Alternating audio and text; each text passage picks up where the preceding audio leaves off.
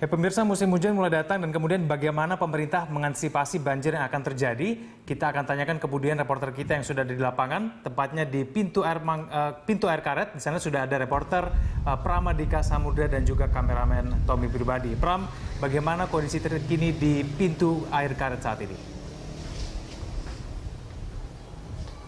Egan, setelah sempat diguyur hujan lebat dan juga air kiriman dari Bogor dan juga Krukut, tapi di pintu air karet ini kondisi masih stabil dan juga masih kondusif. Dari pantauan kami sejak pagi tadi, debit air masih berada pada level 420 atau di bawah normal, di mana jika normal di sini adalah 450 yang berarti siaga 4 ini masih berada di bawah siaga 4.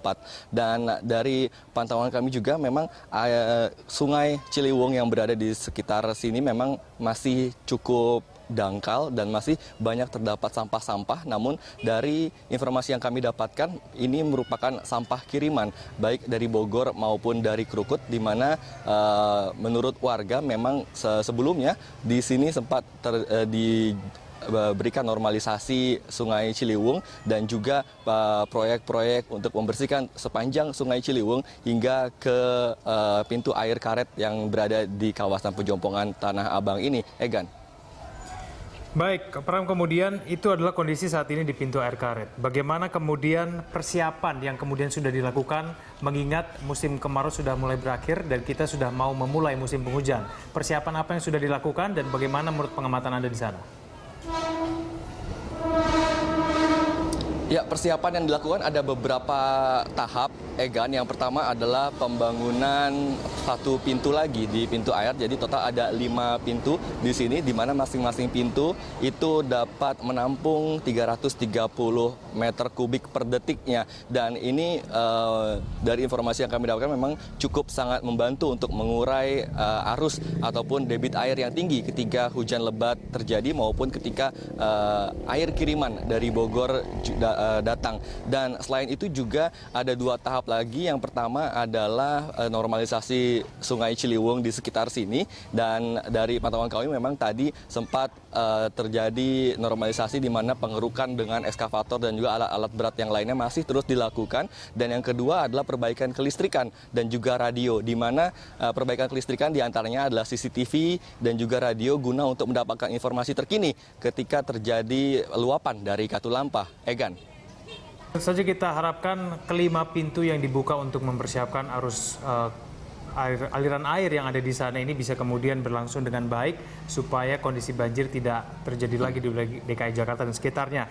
Pram, ada informasi apa lagi yang kemudian Anda bisa sampaikan dari lokasi?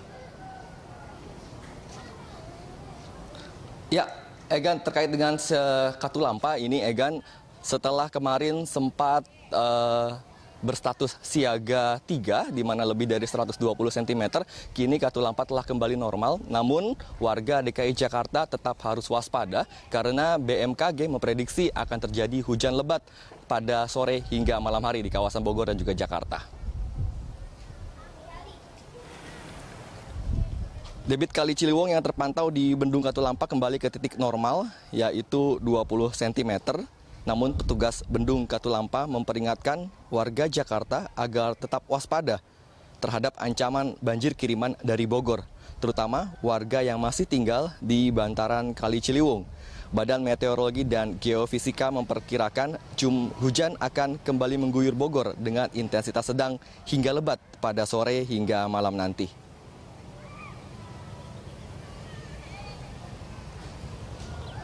Pagi ini Katulampa terpantau aman dalam ketinggian 20 cm.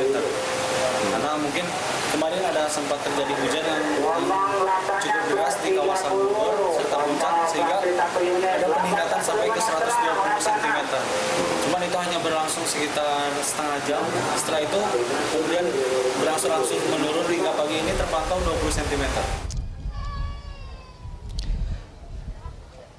Ya, hujan deras yang sempat terjadi di Jakarta dan juga Bogor kembali menggenangi beberapa kawasan yang langganan banjir di Jakarta, khususnya di Kampung Pulo.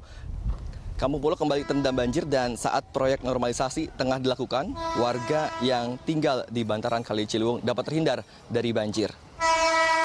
Pemukiman warga di kawasan Kampung Pulau, Jatinegara, Jakarta Timur terendam banjir setinggi 80 cm pagi ini. Aktivitas warga pun terganggu. Sejumlah warga memindahkan barang-barang yang ada untuk mengantisipasi banjir susulan. Meski tengah dilakukan normalisasi Kali Ciliwung, kondisi ini tak membuat kawasan Kampung Pulau terbebas dari banjir. Meski demikian, warga berharap pemerintah lebih memperhatikan kondisi warganya dibanding mengeluarkan dana fantastis, namun tak dapat mengatasi masalah yang ada.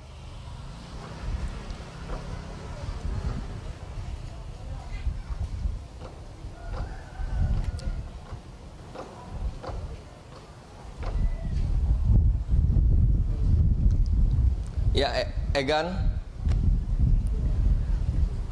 Ya baik, Pram, selain kemudian masalah banjir, sebelumnya juga ramai dibicarakan tentang amblesnya Jalan Sudirman. Informasi yang apa yang ketahui mengenai hal tersebut?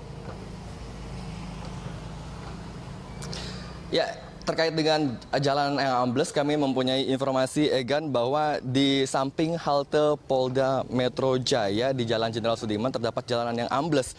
Jalanan yang ambles ini memanjang hingga sepanjang 20 meter dan hal tersebut mengganggu lalu lintas yang ada di daerah itu. Terdapat lubang besar menganga ada di bawah salah satu tiang halte bus Transjakarta depan Mapolda Metro Jaya, Jalan Jenderal Sudirman, Jakarta Selatan. Kondisi ini membuat warga yang melewati halte menjadi khawatir. Hingga saat ini, lokasi jalan ambles masih dibatasi pembatas beton. Kepala Dinas Perhubungan dan Transportasi DKI Adriansyah telah mengecek ke lokasi, namun belum mengetahui penyebab jalanan ambles. Adriansyah mengaku telah berkoordinasi dengan Dinas Tata Air untuk menangani masalah ini.